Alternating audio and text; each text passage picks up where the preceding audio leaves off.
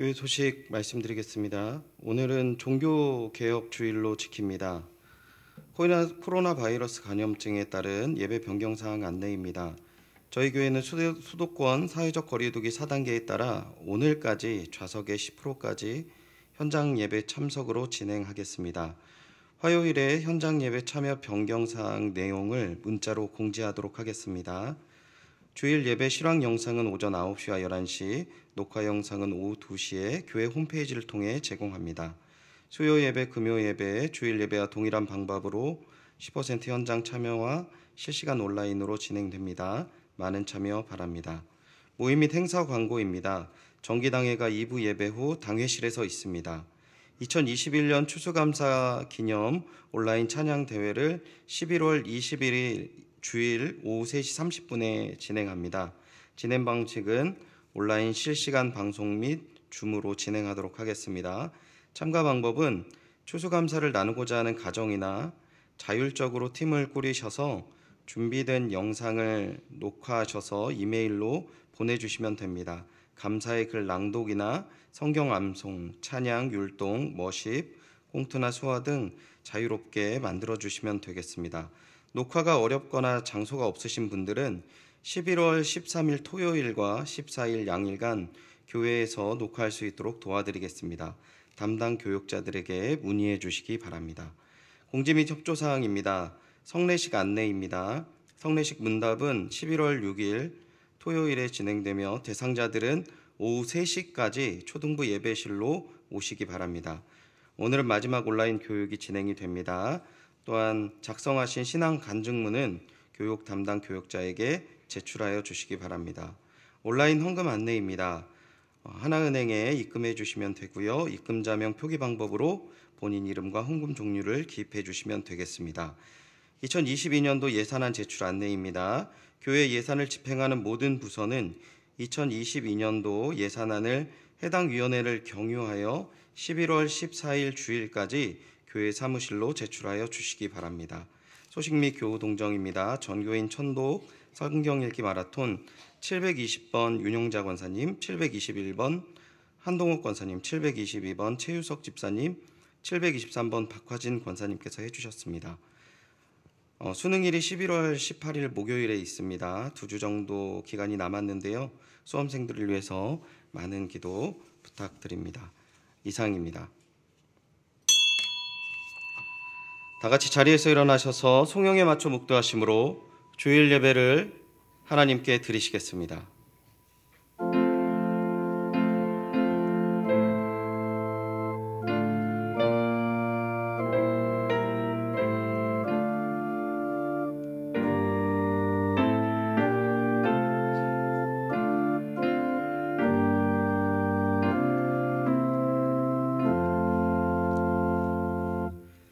세상의 가난한 자를 택하셔서 믿음에 부요하게 하시고 또 자기를 사랑하는 자들에게 약속하신 하나님의 나라를 상속으로 받게 하시는 하나님의 은혜와 사랑 감사드립니다. 주님, 주님의 사랑을 받은 사람으로 그 사랑을 나누며 살아가게 하여 주시옵고 그 사랑 가운데 함께 하시는 하나님을 증거하는 삶 살게 하여 주시옵소서. 오늘 이 예배 가운데 허락하실 주님의 은혜와 사랑에 감사드리며 이 모든 말씀 예수님의 이름으로 기원하옵나이다. 아멘. 사도신경으로 신앙 고백하겠습니다. 전능하사 천지를 만드신 하나님 아버지를 내가 믿사오며 그 외아들 우리 주 예수 그리스도를 믿사오니 이는 성령으로 잉태하사 동정녀 마리아에게 나시고 본디오 빌라도에게 고난을 받으사 십자가에 못 박혀 죽으시고 장사한 지 사흘 만에 죽은 자 가운데서 다시 살아나시며 하늘에 오르사 전능하신 하나님 우편에 앉아 계시다가 저리로서 산자와 죽은 자를 심판하러 오시리라. 성령을 믿사오며 거룩한 공회와 성도가 서로 교통하는 것과 죄를 사하여 주시는 것과 몸이 다시 사는 것과 영원히 사는 것을 믿사옵나이다. 아멘. 자리에 앉아주시기 바랍니다. 찬송가 585장 내 주는 강한 성이요 다 함께 찬양 드리시겠습니다.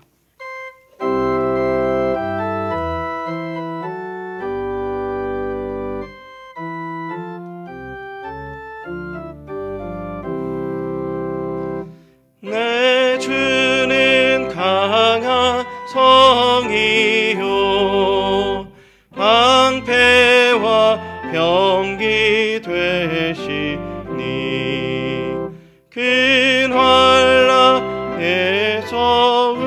우리를 구하여 내시리로다.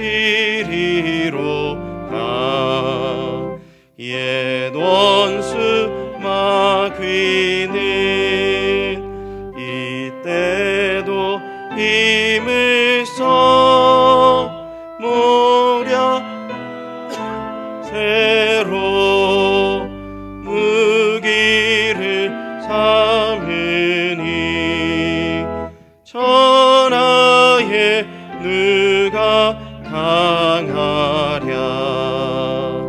내 힘만 의지할 때는 패할 수밖에 없도다. 없는 양루 나와서 날 대신하여 싸우네.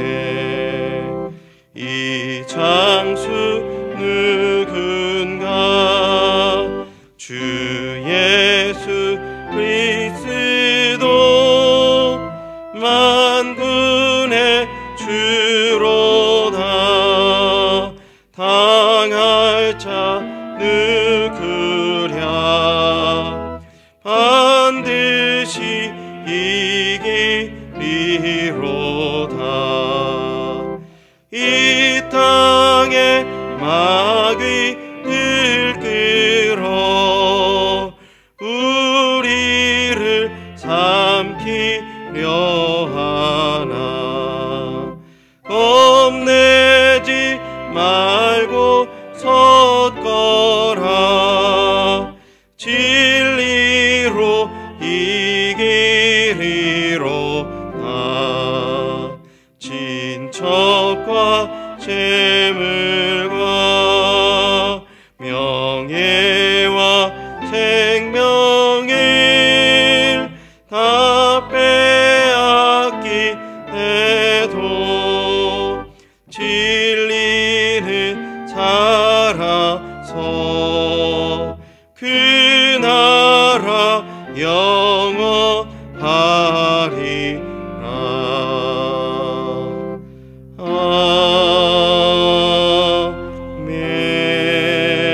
아멘.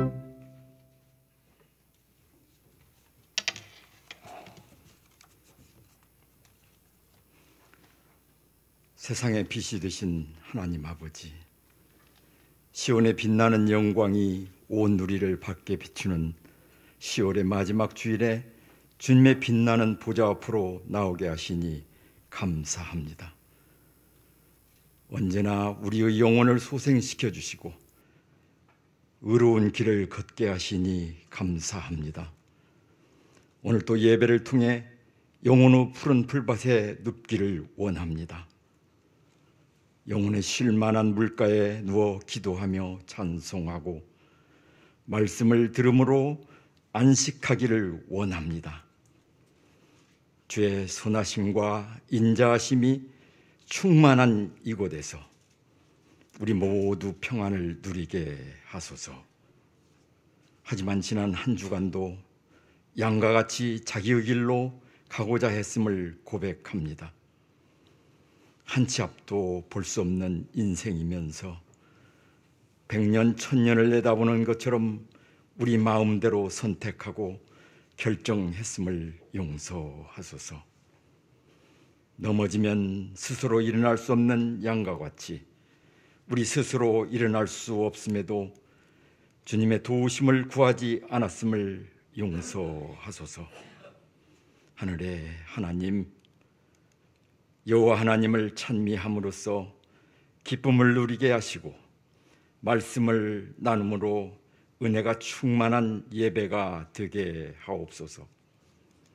복된 약속을 묵상하는 가운데 즐거움이 넘치게 하옵소서. 주님의 말씀을 사랑하여 그 계명을 지켜 수치를 당하지 않게 하심을 믿습니다. 하나님의 말씀은 저희에게 즐거움이요 그것으로 배부른 은혜를 누리게 하옵소서. 종교개혁주의를 맞이하면서 믿음의 선배들이 걸어갔던 좁은 길을 묵상해 봅니다. 우리도 신앙의 선배들처럼 성경을 사랑하고 교회를 사랑하게 하옵소서.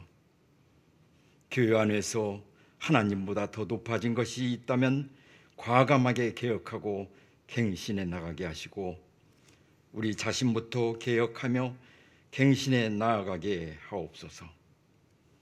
한국 사회와 교회의 현실을 진단하시고 한국 교회의 나아갈 길을 밝혀주시어 물질주의로 치닫는 세상이 소금과 빛의 역할을 회복하기를 소망합니다.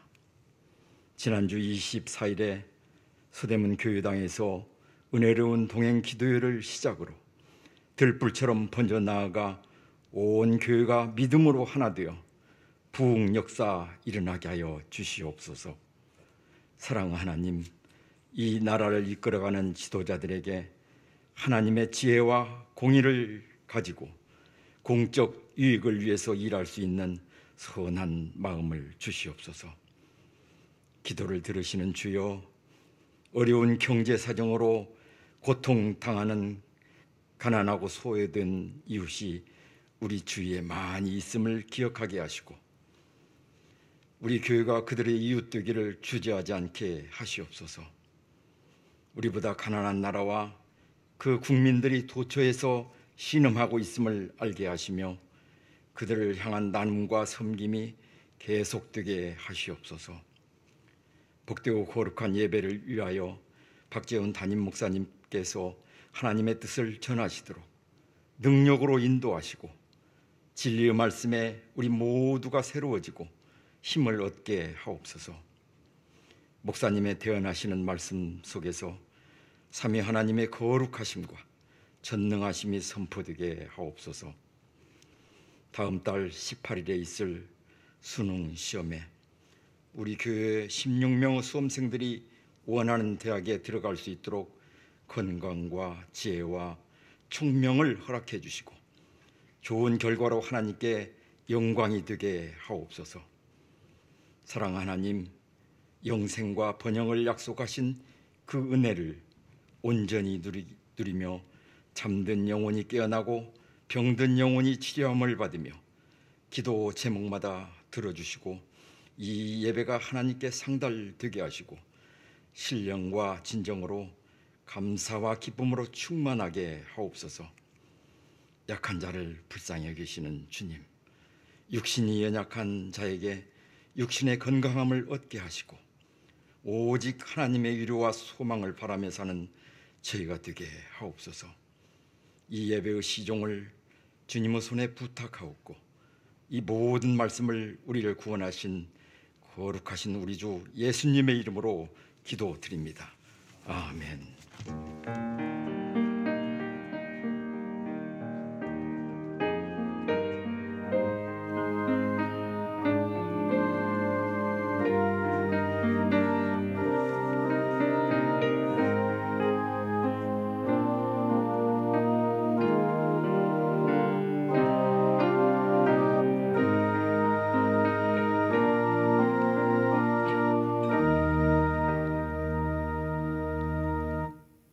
오늘 우리에게 주실 은혜의 말씀입니다. 다 함께 겸허한 마음으로 하나님의 말씀을 받겠습니다. 하나님의 말씀 마태복음 23장 1절부터 12절까지의 말씀입니다. 신약 성경 39면에 있습니다.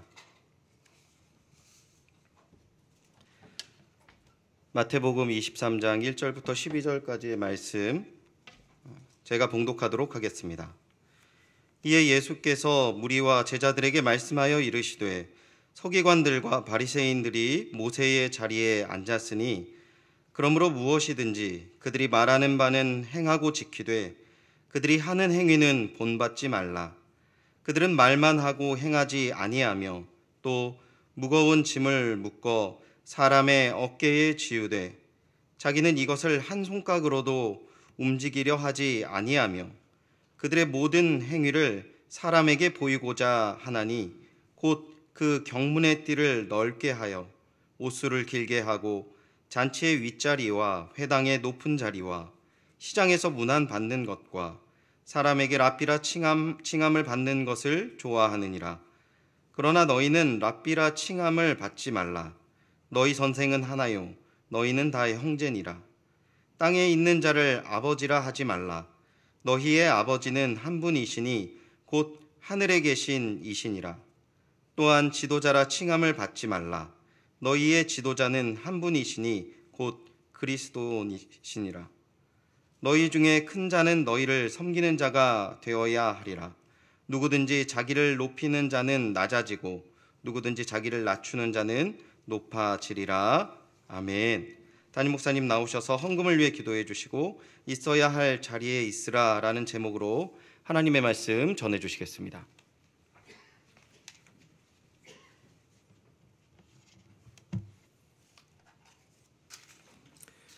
감사의 제목 함께 나눕니다. 신방 가운데 함께 하셔 말씀 전하시는 목사님과 또 참석하는 모든 구역 식구들 하나님께 영광 올려드리는 귀한 시간 되게 하여 주시옵소서. 하나님 아버지 은혜로운 신방의 예배에 감사드립니다. 생일을 지내며 믿음이 성장하는 하루하루의 삶이 되기를 기도합니다. 사랑하는 자녀들의 삶 속에 하나님께서 함께해 주시옵소서. 범사에 감사드립니다. 하나님, 나의 영이 맑고 깨끗하게 하옵시고 주님과 깊은 대화와 교제가 이루어지게 하옵소서. 하나님 사랑합니다. 우리 드린 예물 위해서 잠시 기도하도록 하겠습니다. 사랑의 하나님, 우리의 삶의 모든 순간들이 담긴 귀한 하나님 아버지께 예물을 드립니다. 아버지 하나님께 예배드리러 나와올 때 우리의 몸을 거룩한 산 제사로 드릴 뿐 아니라 아버지 하나님께 귀한 예물을 드리오니 하나님 아버지께서 기뻐 흠양하여 주시옵소서. 10의 1조로 선교로 감사로 구제로 아버지 하나님의 일하심의 영역에 맞게 귀한 예물 드린 손길들 하나님 아버지의 풍성한 은혜를 더하여 주시고 삶의 어려움과 막막한 가운데 예물 드리지 못하는 연약한 성도님들의 삶에도 동일한 은혜와 축복을 더하여 주시옵소서. 예수님의 이름으로 기도드립니다. 아멘. 할렐루야. 네, 오늘도 이렇게 또 현장에서 또 각자의 처소에서 함께 예배드리고 계시는 사랑하는 성도님들을 주님의 이름으로 환영하고 축복합니다. 앞서 광고하셨던 것처럼 이제 내일부터는 위드 코로나 시대의 새로운 방역 체계가 적용이 됩니다. 교회에서 성도님들이 신앙생활 하시는데 어려움이 없도록 잘 준비해서 공지하고 이전보다는 현장에서 더 많이 함께 예배드리고 얼굴을 뵐 수 있을 것 같습니다. 이 진행되는 모든 단계 가운데도 교회와 이 나라와 민족이 코로나로 인해 어려움을 겪지 않도록 함께 기도해 주셨으면 좋겠습니다. 오늘 마태복음 23장 1절에서 12절 말씀 가지고 있어야 할 자리에 있으라라는 하나님 말씀 함께 나누고자 합니다. 오늘은 종교개혁주일로 지킵니다. 1년에 하루씩 종교개혁이 일어났던 해에 앞으로 우리 교회가 어떤 모습으로 어떻게 나아가야 될지를 총회에서는 10월 마지막 주를 이렇게 종교개혁주일로 함께 지키라라고 권면을 하고 있습니다. 사실 우리는 종교개혁이라는 말을 훨씬 더 많이 듣고 그렇게 사용해 왔지만 이 정확한 의미는 어쩌면 교회 개혁에 더 가깝다고 할 수 있겠죠. 종교를 개혁했다기보다는 교회를 개혁을 했고 교회의 개혁이 곧 사회의 개혁과 삶의 개혁으로 이뤄진 것을 우리는 종교개혁이라고 말합니다. 우리에게 교회 개혁주일은 그런 의미에서 교회가 개혁되었던 종교개혁이 되었던 500년 전의 특정 시점을 기념하는 주일은 아닙니다. 그날을 기리고 기억하자가 아니라 계속적으로 그 과거에 있었던 과거의 사건에서 하나님께서 일하신 의미를 찾고 현재에 적용하는 것이 종교개혁주의를 잘 보내는 것이라고 할 수 있겠죠. 종교개혁 때 주장하였던 모든 신자가 있어야 되는 자리. 종교개혁에 여러 가지 많은 슬로건들이 있지만 핵심적으로는 근원으로 돌아가자는 거였어요. 근원으로. 그 근원은 무엇이냐? 하나님의 원래의 자리, 그리고 모든 성도들이 원래 있어야 될 자리로 돌아가는 것. 모든 권위를 하나님 앞으로 돌려드리는 것. 즉 온전한 자리를 찾는 것이 바로 종교개혁이었습니다. 두 가지 큰 슬로건이 있어요. 우리가 알고 있는 5개 슬로건 말고 첫 번째는 개혁된 교회는 계속 개혁되어야 한다라는 거죠. 우리 이 개신교라고 하는 건 개혁된 새로운 교회라는 뜻이죠. 그래서 우리는 이전의 한 시점에서 개혁된 것으로 끝나는 것이 아니라 개혁된 교회라는 건 계속적으로 변화를 꿈꾸고 하나님 말씀 안에서 우리의 죄악된 모습을 끊어내고 더욱더 정결한 모습으로 끊임없이 개혁되는, 즉 개혁의 진행형인 교회가 바로 개혁교회다라는 것이죠.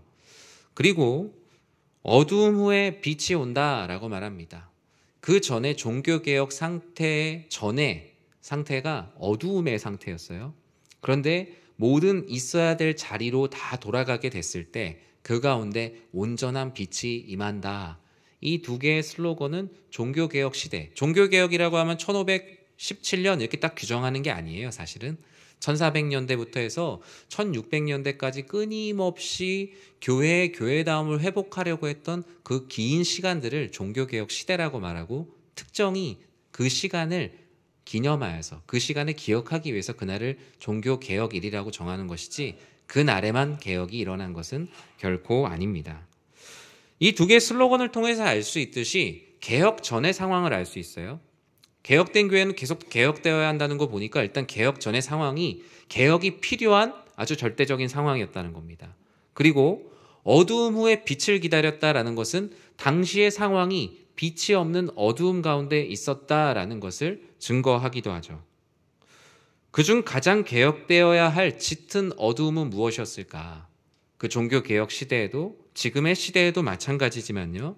그것은 바로 말씀의 권위가 있어야 되는 그 자리에 사람이 앉게 된 거예요. 종교개혁 이전의 상황이 그렇습니다. 하나님 말씀 그리고 교회의 말씀이 정해져 있어야 되는 그 말씀의 권위의 자리에 사람이나 사람이 만든 전통이 그 자리를 꿰차게 된 거죠. 그러면서 개혁이 필요한 시대가 되었고 어두운 시대가 되었다라고 말합니다. 저는 오늘 종교개혁주의를 맞아 오늘 본문을 통해서 우리가 잊어버려야 될 자리, 그 어두움과 개혁되어야 하는 그 이전의 자리와 그리고 앞으로 우리가 되찾아야 할 빛, 그리고 진정으로 개혁되어야 되는 참된 모습이 무엇인지 함께 나눠보고자 합니다. 오늘 본문 마태복음 23장은 사실 특별한 설교가 필요하지 않을 정도로 말씀을 쭉 읽으면 이 말씀의 의미를 정확히 알 수 있는 아주 직설적인 말씀입니다. 주님께서는 서기관과 바리새인들에게 그들이 있는 자리를 잊어야 될 자리라고 말하였고 그 잊어야 될 자리를 모세의 자리에 앉아있다라고 말합니다. 그런데 여러분, 모세가 나쁜 사람입니까? 모세가 앉았던 자리가 뭐 나쁜 자리도 아닐 텐데 왜 모세의 자리에 앉아있다면서 서기관과 바리새인들을 꾸짖으셨을까요, 예수님이? 그 이유는 뭐냐면요, 모세가 가지고 있는 율법의 권위를 그들이 직통으로 계승했다고 그들은 생각했어요. 그래서 교회 지도자들이 내가 말하는 거 우리가 구약에서 믿고 있는 모세의 권위와 같은 거니까 무조건 지키라.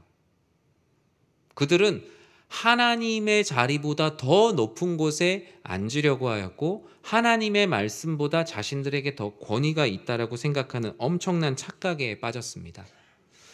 여러분, 교회 지도자를 생각하면 어떤 교회 지도자상을 생각하고 계세요? 참 목자상에 대해서 어떻게 생각하십니까? 리처드 백스터는 참 목자상이라는 그의 책에서 참 목자의 표지를 두 가지를 얘기했어요. 첫 번째는 예수님을 잘 믿어야 된대요. 너무나 당연한 얘기죠. 참 목자는 예수님을 잘 믿어야 된대요. 그리고 두 번째는 뭐예요? 항상 자신의 자리를 낮은 자리로 내려가는 자가 바로 참 목자라고 얘기했어요. 참 목자상은 결국 예수님을 믿고 자신이 높은 자리에 놓여 있다고 생각할 때 항상 낮은 자리로 향하는 시선을 가진 사람이 바로 참 목자라고 말했습니다. 그런데 오늘 본문에서 예수님께서 꾸짖으시는 서기관과 바리새인들에게서 그 참 목자의 모습이 없는 거예요. 선한 목자의 지팡이가 그들의 손에 없고 오히려 가르치려고 하고 권력의 지팡이를 놓칠까 봐 꽉 쥐고 있는 그 악령만이 아주 피로하게 느껴지는 본문의 상황입니다. 모세에게 주신 하나님의 사명과 사랑과 의무는 잊어버리고 그 자리에 율법의 권위만 탐하려고 하는 그들. 그렇다면 그들이 누리는 자리의 특징은 무엇일까요? 그 특징은 첫 번째로 거짓의 자리입니다. 주님께서는 그 모세의 자리에 앉아있는 그들의 자리가 거짓되다라고 말씀을 하셨어요. 우리 3절 하반절 같이 한번 읽어볼까요? 함께 읽겠습니다. 그들은 말만 하고 행하지 아니하며. 야고보서에서 말하고 있는 행함이 없는 믿음이죠. 행함이 없는 믿음 뭐라 그랬어요? 어떤 믿음이라고요? 죽은 믿음. 그들은 죽은 믿음을 가지고 있습니다. 그러다 보니 아무리 가르친다 하여도 그 안에 생명력이 없죠. 그들에게 있었던 것은 행함이 없는 말, 전통이라고 불리우는 죽은 율법, 믿음과 행함이 일치하지 않는 불일치적인 태도로 교회의 리더로 군림하고 있었어요. 내로남불이란 말 아세요? 내로남불. 네. 내가 하면 로맨스, 남이 하면 불륜. 둘 다 사랑이에요. 근데 내가 하면 아주 낭만적인 사랑이고 남이 하면 아주 저급한 사랑이라고 말하는 거죠. 저 말은 결국 뭐예요? 내 기준에서는 나를 판단하는 잣대는 아주 관용이 넘쳐요. 그런데 다른 사람을 판단할 때는 오히려 짐을 지우거나 아주 빡빡한 경우를 내로남불이라고 말합니다. 율법에 앉은 이 교회 지도자들의 모습이 바로 내로남불의 상태였어요. 자신들의 경건에는 엄청난 권위를 부여하고 타인의 경건에는 엄격한 잣대로 불륜이라고 심지어 주장하는 사람들이었죠. 4절에 그들의 행태가 이렇게 기록되어 있어요. 우리 같이 한번 읽어볼까요? 또 무거운 짐을 묶어 사람의 어깨에 지우되 자기는 이것을 한 손가락으로도 움직이려 하지 아니하며. 가난한 자, 억눌린 자, 때로는 생활은 부유하지만 삶의 의미를 찾지 못하고 진정한 하나님을 찾고자 했던 수많은 구도자들을 바라보지 않고 그들에게 오히려 짐을 지우려고 했어요. 오늘 마태복음 23장 이전에 마태복음 11장 28절에서 30절에 예수님 뭐라고 말씀하셨어요? 수고하고 무거운 짐진 자들아 다 내게로 오라. 내가 너희를 쉬게 하리라 라고 말씀하셨는데 오히려 이 교회 지도자들은 어땠냐? 오히려 그들에게 수고하고 무거운 짐을 더 지우고 그 짐을 본인들은 한 손가락으로도 움직이려 하지 않는 모습이 예수님께서 서기관과 바리새인들을 바라보는 모습이었다라는 거예요. 1510년 가을에 루터는 고민이 정말 많았어요. 왜 고민이 많았을까요? 내가 속한 이 교회 공동체 안에서 리더로서 지내고 있는데 아무리 생각해도 이것은 성경에서 말하는 교회의 참된 모습이 드러나지 않는 거예요. 성직의 매매가 흔했고 그리고 교회는 계층화되어 있었고 계층 안에서도 또 다시 세분화된 계급이 존재하였고 같은 계급 안에서도 기호별로 따로 나눠서 모이는 하나님께서 나눠주지 않으신 나눠짐이 교회 안에 가득해 있었습니다. 그는 이 자리에서 너무나 답답함을 많이 느꼈어요. 과연 내가 이렇게 하는 게 맞을까? 근데 대부분의 사제들은 이때 멘토링 시스템처럼 내가 있으면 나의 어떤 스승, 나를 지도해주는 또 사제가 있어요. 물어봤는데 너가 그렇게 답답하니까 그러면 한번 로마에 좀 바람 좀 쐬러 갔다 와라. 출장 갈 일이 있으니 다녀와라. 그러면서 루터는 로마로 출장을 가게 됩니다. 많은 그 당시의 신자들이 자신의 영적인 문제를 해결하는 방법이 카톨릭 신자들이 당시에 어땠냐면요. 성인들, 자신들이 성자라고 생각하는 이들의 발걸음을 따라가 봐요. 아니면 그들이 썼던 유물들을 보고 와요. 또는 그들의 공덕들을 들으면서 내 안에 자발적으로 생겨나는 은혜는 아니지만 억지로 주입해서라도 내 안에 평안을 찾고자 했던 것이 당시의 신자들의 모습이었어요. 루터 역시 로마에 가서 이런 성인들의 유물들을 보고 그리고 그곳에서 그들의 이야기를 들으면 마음의 답답함이 해결될 거라고 생각했죠. 근데 그 루터는 로마에서 너무나 충격적인 장면을 경험하게 됩니다. 영화 루터 보셨는지 모르겠는데 영화 루터의 그 영화의 한 장면이에요. 갔더니 수많은 사람들이 엄청난 크기의 계단을 무릎으로 기어오르고 있었어요.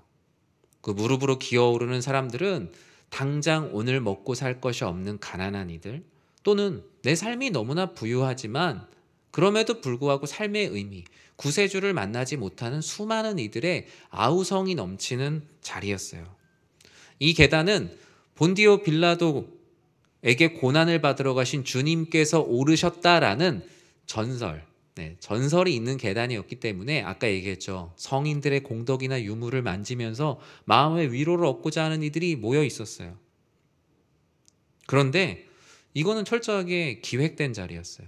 이 앞에서 사제들은 돈통을 들고 이렇게 외쳤어요.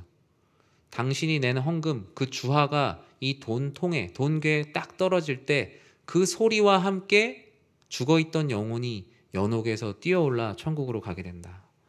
이 돈궤에 돈을 넣으면 하늘의 천국 진주문이 활짝 열리고 하나님 믿지 않고 돌아가신 죽은 엄마도 들어가게 된다. 이걸 다른 사람들이 얘기한 게 아니라 교회의 핵심 지도자들이 이 얘기를 그 앞에서 하면서 돈통을 들고 있었어요. 헌금함이라고 말하기가 뭐하죠. 돈통을 들고 있었어요. 그리고 당시 최고로 설교를 잘하는 사제들은요, 다 이걸 하러 다녔어요. 각 지역마다 순회하는 거예요. 최고의 설교자들은 다 면죄부 설교를 하러 다녔어요. 그래야 많은 돈이 거치잖아요. 당시의 교회의 상황이 이 정도에까지 이르렀다라는 겁니다. 하나님의 자리, 말씀의 자리에서 사람이 그 자리를 꿰차면서 연약한 성도님들을 종교적으로 착취하기 시작했던 거예요. 루터는 너무나 분노했어요. 그로부터 몇 년 후까지도 그 답을 얻지 못했고 비텐베르그 성당에 95개조 반박문을 붙일 때까지도 그는 정답을 알지 못했어요. 우리는 이걸 되게 드라마틱하게 막 보지만 사실 루터가 95개조 반박문을 거기에 붙일 때까지도 루터는 이 가톨릭 이 세상을 다 바꾸려고 하는 생각은 없었어요. 그냥 본인이 신앙생활하면서 하나님 말씀 앞에 이거는 아니지 않나? 이거는 정말 우리가 원래의 자리로 돌려놔야 되지 않는 것을 질문의 형태로 하나하나 기록해 놓았어요. 루터의 종교개혁은 거짓된 자리를 참된 목자에게로, 그리고 빼앗긴 성도님들의 신실한 자리를 원래 있어야 될 자리로 돌려놓는 진정한 개혁이 된 거예요. 주님께서 꾸짖으셨던 그들의 또 하나의 자리의 특징은 바로 외식하는 모습이었어요. 외식하는 자리, 겉과 속이 다른 모습이었어요. 5절 말씀을 우리 같이 한번 읽어볼까요? 그들의 모든 행위를 사람에게 보이고자 하나니 곧 그 경문띠를 넓게 하며 옷수를 길게 하고. 자신의 신앙의 행위를 내가 얼마나 신앙적으로 수준이 높은지를 사람에게 보이는데 그들이 급급했다는 거예요. 그래서 종교 지도자들, 교회 지도자들의 의복이 점점 화려해지기 시작했어요. 성경에도 나오지 않는 일들을 그들이 행하기 시작했죠. 그런데 예수님께서는 이미 산상수훈 때에 말씀을 하실 때 이 부분을 경고하셨어요. 마태복음 6장 1절과 2절에서 뭐라고 말씀합니까? 사람에게 보이려고 그들 앞에서 너희 의를 행하지 않도록 어떻게 해래요? 주의하라. 그리하지 않으면 하늘에 계신 너희 아버지께 상을 받지 못하느니라. 그러므로 구제할 때 외식하는 자가 사람에게서 영광을 받으려고 회당과 거리에서 하는 것 같이 너희 앞에 나팔을 불지 말라. 진실로 너희에게 이르노니 그들은 자기 상을 이미 받았느니라. 1절 끝에 뭐라 그래요? 너희 아버지께 상을 받지 못하리라. 2절 끝에는 그들은 이미 상을 받았느니라. 더 이상 하나님께서 상을 주시지 않는다는 거예요. 그런데 이 교회 지도자들은 하나님의 자리에서 자신이 하나님인 것처럼 어떻게 합니까? 경문의 띠를 넓게 했다고 말해요. 성경 말씀을 쓰여진 성경 말씀을 몸에 지니고 다녔잖아요, 유대인들이. 그것을 남들보다 좀 더 그 띠를 넓게 하면서 내가 너희들보다 더 신앙적으로 우월하다라는 것을 자랑했어요. 지금으로 얘기하면 이런 성경책을 엄청 큰 성경책을 갖고 다니는 거예요. 막 큰 성경책 갖고 다니면서 내가 무언가 신앙적으로 뛰어나다라는 것을 자랑했어요. 그리고 또 어땠습니까? 옷수를 길게 늘어뜨렸다 그래요. 옷수를. 여기 보면 이렇게 술이 달려 있는데 적당한 크기로 달려 있어요. 그런데 원래 옷술의 의미는 옷술이 청색으로 만들어져 있었거든요. 그 당시에. 그 청색의 의미는 하나님 앞에 신자의 순결함을 상징해요. 순결함이라는 건 길게 늘어뜨릴 필요가 없고 그냥 그 짤막하더라도 그 모습 자체로도 충분한데 어땠어요? 그 순결함을 자랑하려고 길게 늘어뜨리니까 어때요? 하나님 아버지 앞에 너무나 추한 거예요.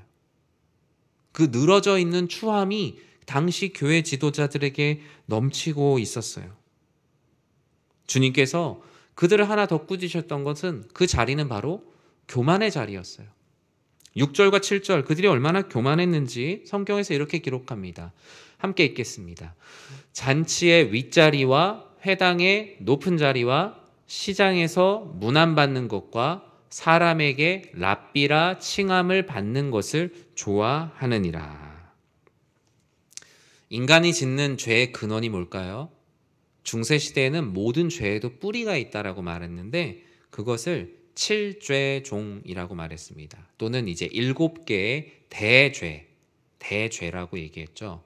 죄의 근원이 되는 7가지 죄악이죠. 교만, 탐욕, 음란, 분노, 식탐, 질투, 게으름에서 모든 죄들이 파생된다라고 당시에는 생각을 했습니다. 브래드 피트 주연의 세븐이라는 영화, 예전에 나온 영화인데 그 영화도 바로 이 7가지 대죄로 만든 영화죠. 그 중에 최고의 죄는 무엇이었냐면 단테의 신곡에도 나오지만 교만이었어요. 교만. 오늘 본문에서는 주님의 자리에 앉아있는, 모세의 자리에 앉아있는, 그 교만한 자리에 앉아있는 이들을 꾸짖고 계세요. 실제로 유대인들이 그랬다고 하네요. 잔치에서 윗자리에 앉기 위해서 잔치 자리에서도 서로 싸웠대요. 잔치 자리에 와서 네가 위냐 내가 위냐를 가지고 서로 싸우기 시작했대요. 그래서 잔치에서 초대할 때에는 당신이 어디에 앉는지를 분명히 알려주었다는 거예요. 근데 잔치뿐만이 아니라 교회에서도 그랬다는 거예요. 얼마나 안타까운 일입니까? 마치 예수님의 제자들이 보였던 그 모습과 같았던 모습이죠. 잔치의 윗자리에 왜 앉으려고 했냐면 이 잔치에 미치는 자신의 영향력이 그 자리의 높음의 순서였거든요. 그런데 예수님께서 그들을 꾸짖으셨던 이유는 뭐예요? 예수님께서 교회라는 공동체를 허락하신 이유, 그 회당에 그들이 모이게 하신 이유는 하나님께 영광 올려드리고 그 자리에 오는 것도 그들이 부른 게 아니라 하나님께서 부르셔서 오시는, 하나님께서 초대하신 자리에서 왜 너희는 호가호위하고 있냐? 왜 여우의 권세를 누리고 있냐라고 말씀하고 있어요. 초대하신 분은 주님이신데 왜 너희가 그 영광을 스스로 착복하려고 하느냐? 사랑하는 성도 여러분, 이거는 교회 지도자들에게만 해당하는 것이 아니에요. 오늘 이 말씀은 결국 우리 모두가 내가 이거는 정말 하나님의 일이지만 내가 했다. 그런 순간들이 있어요. 내가 여기에 더 많이 기여했다. 내가 이 자리는 내가 만들었다. 그때가 바로 그 자리에서 빨리 내려와야 될 때입니다. 그리고 내가 하나님 앞에 헌신한 것보다 훨씬 더 무언가 박수받고 있다. 그 자리도 빨리 내려와야 되는 자리예요. 그 자리가 바로 나를 교만하게 만드는 자리이기 때문이에요. 그것이 바로 개혁된 교회가 계속 개혁되어야 하는 이유인 거예요. 그 이유가 누가복음 14장 9절에 되게 무섭게 쓰여져 있어요. 뭐라고 써 있어요? 너와 그를 청한 자가 와서, 그러니까 잔치에 초대한 이들이 와서 너더러 이렇게 말한다고 합니다. 이 사람에게 자리를 내주라. 그때 내가 부끄러워서 끝자리로 가게 되리라. 이 말씀이 어떤 말씀이냐면요, 되게 좋은 자리가 있어요. 근데 아직 안 왔어요. 영화를 보는데 너무 좋은 자리인데 아직 아무도 안 왔어요. 그래서 아직 시작하기 전이니까 가서 앉아야지 해서 앉았어요. 그런데 자리 원래 주인이 온 거예요. 원래 주인이 와서 되게 큰 소리로 여기 제 자리인데 왜 앉으셨냐 그러면 얼마나 민망합니까? 얼마나 창피해요. 근데 하나님의 자리에 앉는 게 바로 이렇다는 거예요.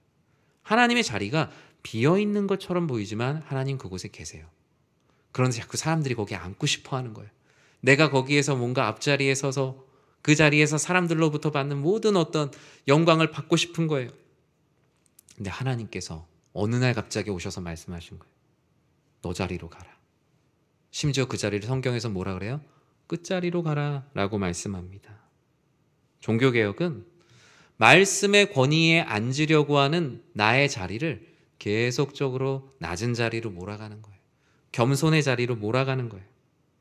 그렇다면 이 종교개혁을 통해서 돌려놓고자 했던, 루터가 이야기했던 우리가 있어야 될 자리, 모든 신자가 있어야 될 자리는 오늘 본문에서 무엇이라 말씀하고 있을까요? 우리가 있어야 될 자리는 첫 번째로 하나님 아버지 앞에서 모두가 공평한 형제의 자리예요. 우리 교회에서만 쓰는 표현이 있잖아요. 형제와 자매.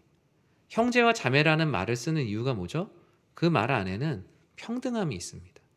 우리 모두는 같은 사람이라는, 한 배에 선한 주 안에서 한 형제요 어느 누구도 나눠놓지 않은 존재라는 것을 의미하죠. 8절에서 뭐라고 말합니까? 우리 같이 한번 읽어볼까요? 8절 읽겠습니다. 그러나 너희는 랍비라 칭함을 받지 말라. 너희의 선생은 하나요 너희는 다 형제니라. 사랑하는 성도 여러분, 하나님 앞에 사람 위에 사람 없고 사람 아래에 사람 없습니다. 모두가 다 주님 안에서 평등하죠.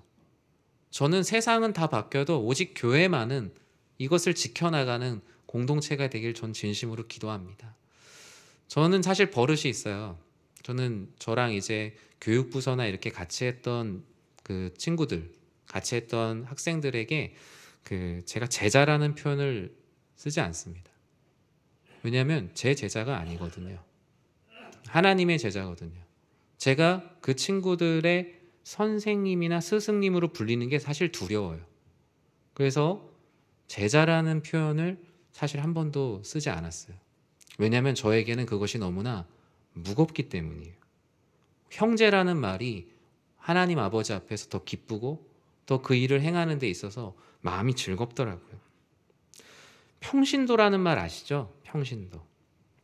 평신도라는 말을 사실 뭐 이렇게 의도를 가지고 사용하는 분들은 없지만 보통 그냥 전임 목회자와 일반적인 성도님들을 구분할 때 평신도, 목회자 이렇게 구분을 하기 위해서 쓰죠. 그러나 종교개혁 이전에는 그것이 단순한 구분이 아니라 실제적인 구별과 차별이었어요. 사제와 사제가 아닌 사람들을 구분하기 위해서 평신도라는 말을 썼죠. 종교개혁 이전의 평신도의 삶은 신앙생활에서는 늘 피동적인 참여자였어요. 가르침을 받기만 하고 복종만 해야 하고 가장 능동적으로 해야 되는 일 한 가지만 얘기했는데 그게 뭐였는지 아세요? 헌금하는 거였어요. 헌금하는 것만 열심히 하고 나머지는 다 피동적인 주변인이요 참여자로 교회에서 가르쳤어요. 교회의 주요한 일에 발휘할 권한도 없었고 운영할 수 있는 기회도 주지 않았어요.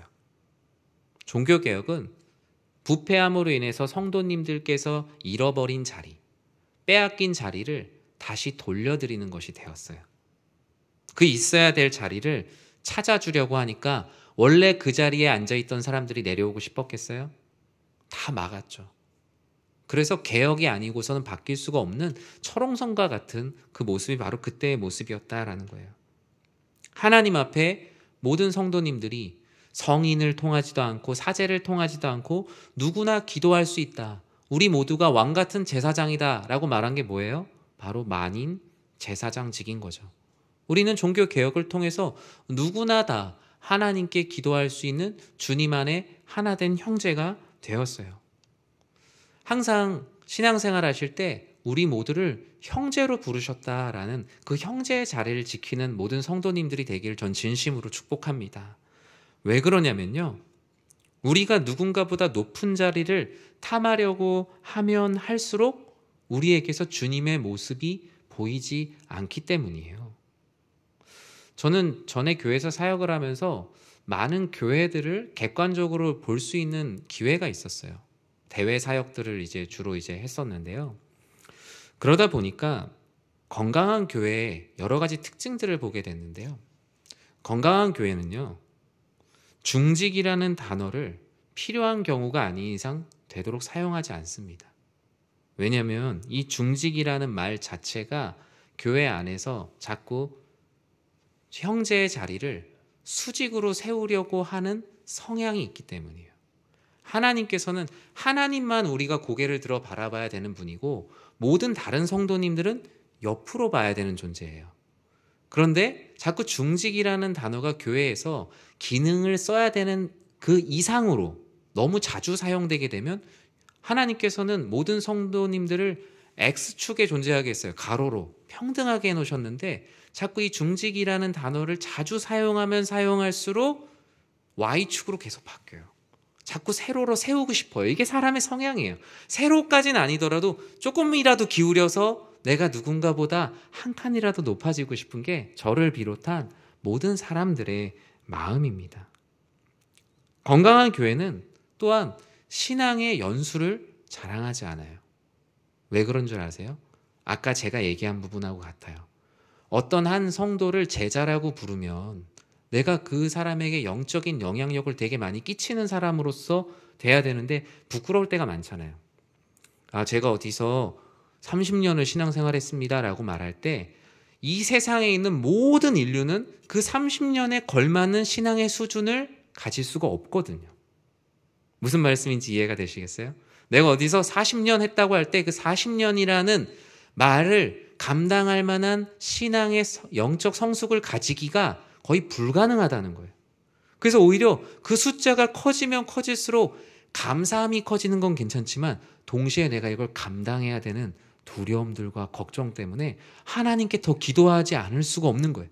더 낮아지는 거예요. 하나님, 제가 내년이 되면 50년을 신앙생활하는데 하나님 너무나 두렵습니다. 제가 이 50년이라는 이 연수를 감당할 수 있는 사람이 될까 너무나 두렵습니다. 지금 내가 어떤 자리에 앉아 있습니까? 중직의 자리에 앉아서 신앙생활을 하고 있지는 않습니까? 아니면 신앙의 연수라는 자리에 앉아서 내가 신앙생활을 하고 있지는 않습니까? 저도 생각해 봤어요. 제가 하나님을 믿고 신앙생활하는, 하나님을 신앙하는 삶은 성도로서 신앙생활을 하는 거잖아요, 저도. 근데 제가 만약에 담임 목사로서 신앙생활을 하고 있으면 이건 하나님 아버지 앞에 올바른 신앙생활은 아닌 거죠. 교회를 섬기는 데 있어서 기능적으로 담임 목회를 하고 있지만 하나님을 신앙하는 것에 있어서는 하나의 주님 아버지 안에서의 형제요, 자매요, 동일한 성도 그 이상도 그 이하도 아닌 겁니다. 만약에 우리가 이 중직의 자리, 신앙의 연수의 자리에서 내려오지 못하면 우리는 개혁된 교회는 계속 개혁되어야 한다라는 것을 실천하지 못하고 있는 거예요. 여전히 우리는 개신교인이 아니라 구교의 인습에서 헤어나오지 못하는 상태로 살아가는 거예요. 사랑하는 성도 여러분, 형제의 자리는 결코 구석진 자리가 아니에요. 형제의 자리는 예수님이 가장 잘 보이는 자리예요. 예수님께서는 모두가 낮아지는 그 자리로 가면 갈수록 내가 더 잘 보일 거라고 말하고 있어요. 반대로 선생의 자리에 앉으려고 하면 할수록 나는 너희들에게서 더 잘 보이지 않는다라고 말씀하셨거든요. 저는 사랑하는 성도님들, 정말 예수님의 하신 일과 그 예수님의 사랑과 능력과 은혜가 가장 잘 보이는 가장 낮은 자리, 그 형제의 자리에 앉는 사랑하는 모든 성도님들이 되길 주님의 이름으로 축복합니다. 주님께서는 또 우리에게 있어야 될 자리가 바로 겸손한 자리, 하나님을 인정하는 자리가 되어야 된다라고 말씀해요. 누구나 다 자기가 인정받는 자리에 앉고 싶어 해요. 오늘 본문에서도 어때요? 사람들이 많이 지나는 자리, 남들보다 앞에 있는 자리, 높은 자리, 내 영향력을 더욱더 크게 펼칠 수 있는 자리에 앉으려고 한다라고 말하는데 주님께서는 9절에서 이렇게 말씀하고 있어요. 땅에 있는 자는 아버지라고 하지 말아라. 너희 아버지는 한 분이시니 곧 하늘에 계신 이시니라. 이 말씀은 뭐예요? 이 땅에 있는 육신의 아버지를 아버지라 부르지 말란 얘기가 아니잖아요. 오직 하늘의 아버지의 역할을 할 분은 한 분이시니 이 땅 가운데 어떤 것에 자꾸 권위를 두고 사람 사이에 계층을 만들지 마라. 아버지 하나님의 말씀입니다. 주님께서는 선생된 자리에 앉지 않는 것뿐만이 아니라 하나님을 하나님으로 인정하는 자리, 그 적극적인 자리로 나아가라고 말씀하세요. 이 부분은 철저히 하나님께서 도와주셔야 돼요. 왜 그렇죠? 사람의 본성은 하나님이 하나님으로 드러내려고 하는 자리보다 내가 뭔가 하나님의 모습처럼 보이는 자리에 앉고 싶거든요. 인정받고 싶거든요. 철로역정의 저자 존 버년이 뭐라 그랬어요? 존 버년은 설교를 하고 나갔을 때 저 뒤쪽에 가서 서 있을 때 항상 시험에 들었다고 말했어요. 왜냐하면 하나님 말씀을 당신 말씀의 은혜를 받았습니다라는 말도 자신이 교만하게 하는 하나의 말이라고 여겼거든요. 그래서 그 말을 듣는 것을 매우 힘들어했어요. 왜냐하면 그 말을 듣는 순간 자신이 금방 어깨가 확 올라가는 것을 느꼈기 때문이거든요. 하나님이 도와주지 않으시면 우리가 하나님을 인정하는 자리에 있을 수 없는데, 하나님께서 자신을 인정하는 것이 무엇인지에 대해서 잠언 3장 6절에서 이렇게 말씀하셨어요. 너는 범사에 그를 인정하라. 그리하면 내 길을 지도하시리라. 사람은 내가 인정받는 길을 통해서 내 길을 개척하려고 하지만 하나님은 하나님을 인정하는 자리에 있으면 내가 너의 길을 열어주겠다라고 말씀하세요. 다 내가 잘 살고 싶어서 내가 인정받는 자리에 가고 싶잖아요. 그런데 하나님은 정말로 너희가 인생 가운데 행복한 삶을 살길 원하냐? 그러면 하나님을 인정하는 자리를 지켜라. 그것이 너희들의 있어야 될 자리고 그 자리에 있을 때 범사의 형통함을 누리게 될 것이라고 말씀합니다. 저는 우리 사랑하는 성도님들이 하나님 말씀에서 말씀하고 있는 있어야 될 자리에 그 자리를 지키는 성도님들이 되기를 진심으로 축복합니다. 우리가 있어야 될 자리는 우리가 이제 볼 사진에 있는 그런 자리인데요. 이렇게 블로그에 어떤 한 분이 그림을 이렇게 그려 놓으셨어요. 그 그림은 저게 이제 옷술이에요. 아까 제가 파란색이라고 얘기했잖아요. 옷술을 잡으려고 하는 겸손의 자리에 있는 것이 우리가 있어야 될 자리래요. 그런데 오늘 본문에서 기록하고 있는 서기관들과 바리새인들이 있는 자리는 어떤 자리예요? 자신들의 옷술을 길게 늘어뜨리는 아주 추한 교만의 자리였어요. 그런데 주님께서는, 여러분 혈루병 여인 말씀 아시죠? 혈루병 여인이 뭐라 그래요? 예수님 옷자락만 잡아도 내가 낫겠습니다 그러잖아요. 그 옷자락이라는 말의 원문의 의미는 옷술이에요.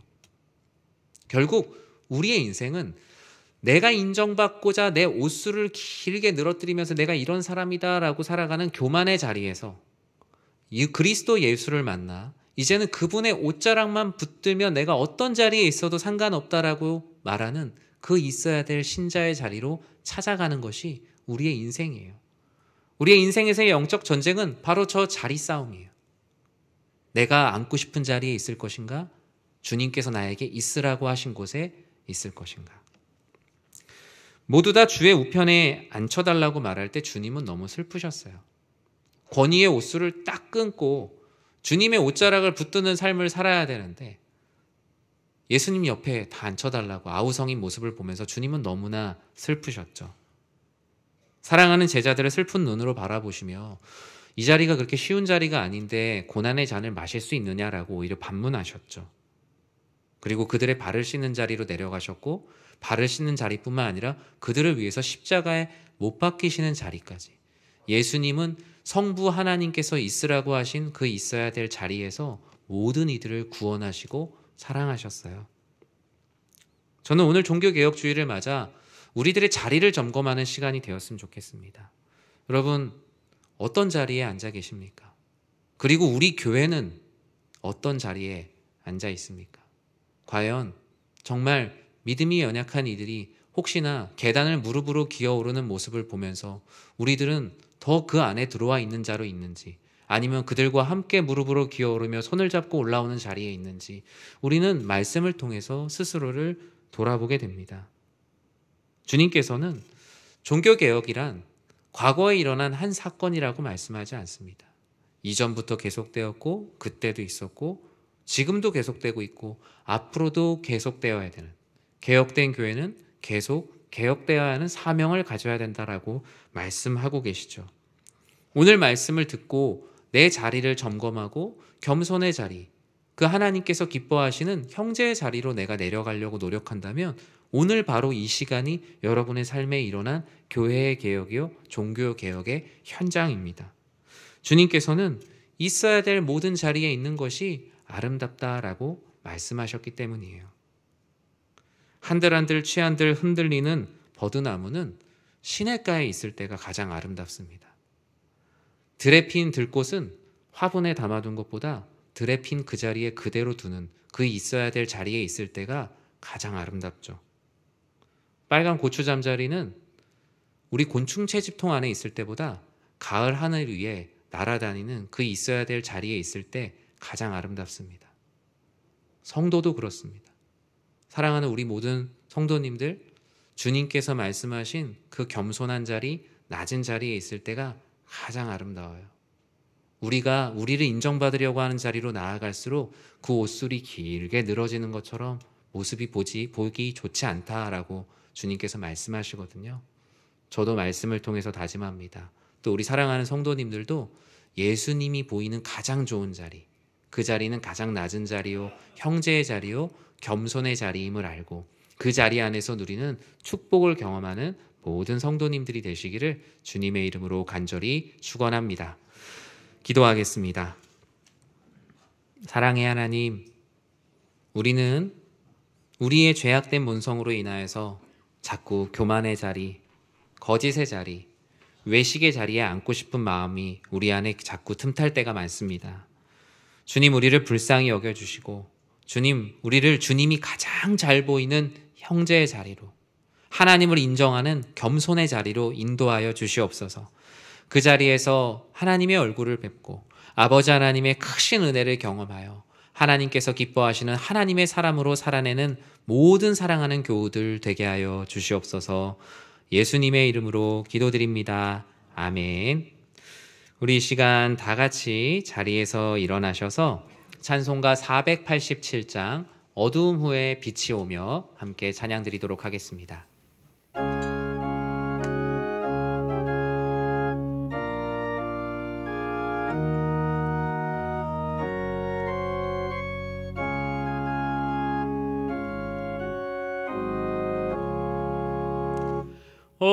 어두움 후에 빛이 오며 바람 분 후에 잔잔하고 소나기 후에 햇빛 나며 수고한 후에 쉼이 있네.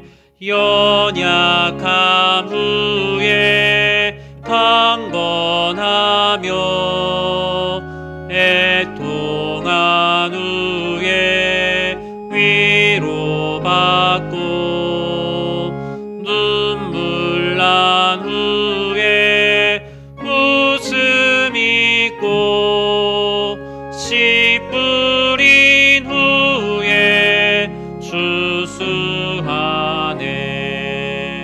괴로움 후에 평안 있고 슬퍼한 후에 기쁨 있고 멀어진 후에 가까우며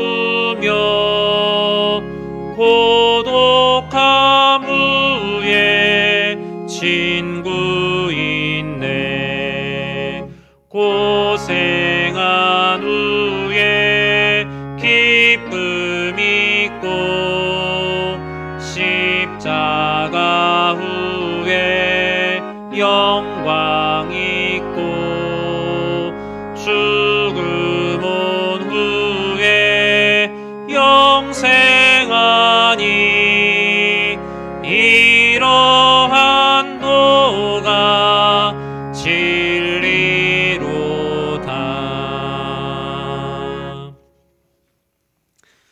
이제는 교회의 머리가 되시는 우리 주 예수 그리스도의 은혜와 하나님의 사랑과 성령 하나님의 감화와 감동, 우리를 성령으로 충만하게 하심이 교만의 자리, 거짓의 자리, 외식의 자리를 우리의 심령에서 완전히 잊고 주님께서 말씀하시는 있어야 될 자리, 겸손의 자리, 형제의 자리로 나아가 주님의 얼굴을 바라보며 축복된 인생을 살아가기를 소망하는 사랑하는 모든 지체들 머리 위에 주님의 크신 은혜가 영원토록 함께 있을지어다. 아멘.